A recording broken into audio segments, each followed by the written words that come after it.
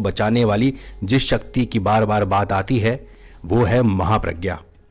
अत्रि ऋषि स्पष्ट कहते हैं, नास्ति गंगा समम तीर्थम ना देवा केशवात् परः गायत्र्यास्तु परम जाप्यम ना भूतम ना भविष्यति।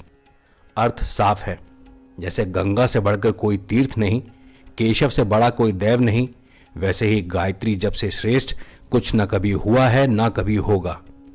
शास्त्र बताते हैं कि जब वातावरण इंसान को गलत दिशा में खींचने लगे, उसे गलत और आपराधिक कर्म के लिए दबाव बनाने लगे, तब बचने का रास्ता बाहर नहीं अंदर होता है।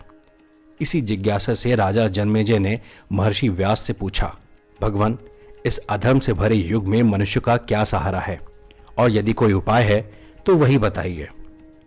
व्यास जी का उत्तर सीधा था, इन परिस्थितियों में गायत्री उपासना के अलावा कोई दूसरा मार्ग नहीं, क्योंकि गायत्री केवल मंत्र नहीं, 24 अक्षरों में लिखा हुआ एक जीवन संविधान है जो विवेक जगाता है, भेद मिटाता है और मानवता को एक सूत्र में बांधता है। ब्रह्मर्षि विश्वामित्र भी कहते हैं कि चारों वेदों में गायत्री जैसा कोई मंत्र नहीं। यज्ञ, दान, तप सब मिलकर भी गायत्री मंत्र की एक कला के बराबर भी नहीं है। वशिष्ठ विश्वामित्र संवाद में एक गहरी बात आती है।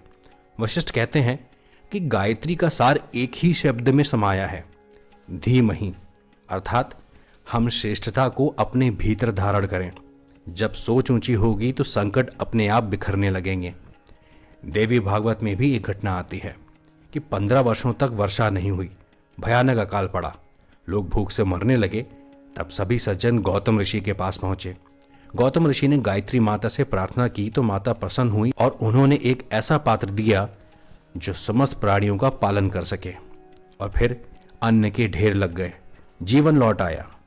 आज का युग तर्क का युग है, फिर भी विवेकानंद, महर्षि अरविंद, टैगोर, रमण महर्षि सबने एक ही संकेत दिया, बुद्धि को ऊंचा उठाना है तो गायत्री महाशक्ति की ओर लौटना होगा, क्योंकि जब भीतर प्रकाश होता है तो बाहर का अंधेरा टिक नहीं पाता। और यही है महाप्रज्ञा का असली महात्म्य।